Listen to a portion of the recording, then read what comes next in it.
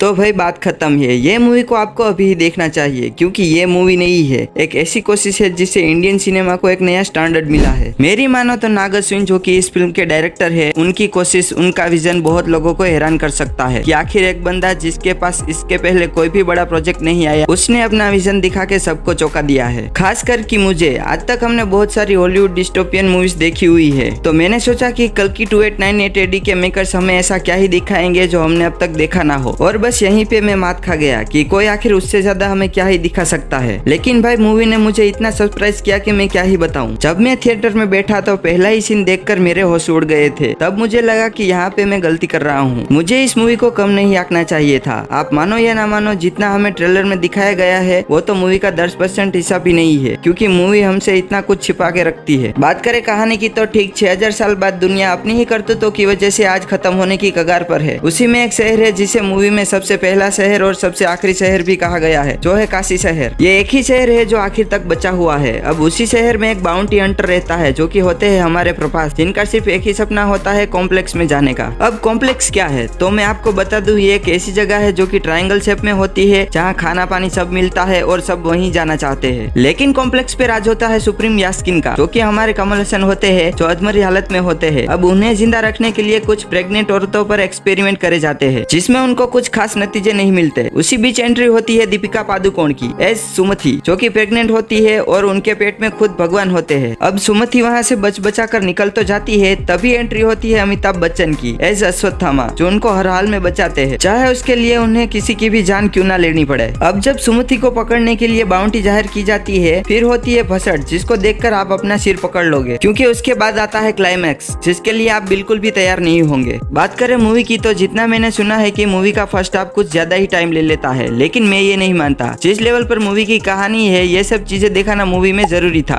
मुझे कहीं भी ऐसा नहीं लगा कि मूवी को खींचा जा रहा है या मुझे मूवी कहीं पे बोर कर रही है। जब मूवी में महाभारत वाले सीन आए हैं, तब मुझे गूज़बम्प्स आए हैं। और यकीन मानो, जब आप उन सीन्स को थिएटर में एक्सपीरियंस करोगे, आप अपनी ही सीट पर खड़े होकर सीटी बजाओगे, ये मैं लिख के दे सकता हूँ। अगर मूवी ने मुझे सबसे ज्यादा इम्प्रेस किया है तो यही महाभारत वाले सीन्स की वजह से। उन सीन्स को देखकर आपका खून बड़े ही जोश के साथ उबलने लगेगा और लगेगा कि जान दे देंगे इसके लिए।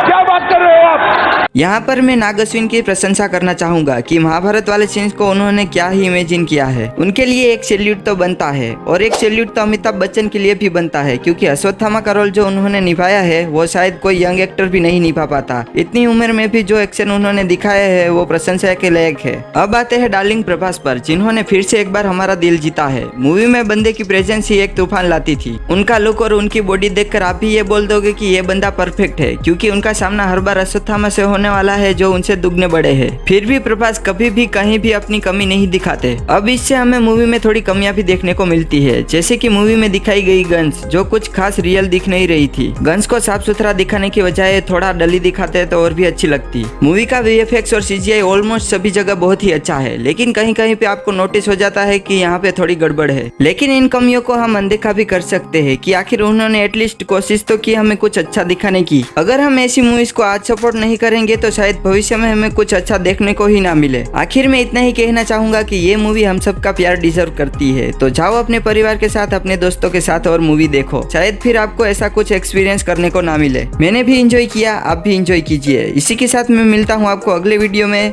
बाय।